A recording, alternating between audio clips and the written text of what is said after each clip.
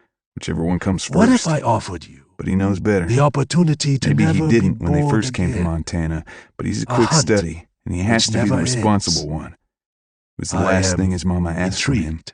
He has to take The care of shogunate her. has many enemies. Hush, then, and come Dangerous on, men. he says. Often We have to politics find Uncle make Jack. it so that I cannot deal And with my them star. directly. Lord, The only she's stubborn. has shown me the answer. And your star, but Uncle I Jack have first, need he of says. invisible killers. All right.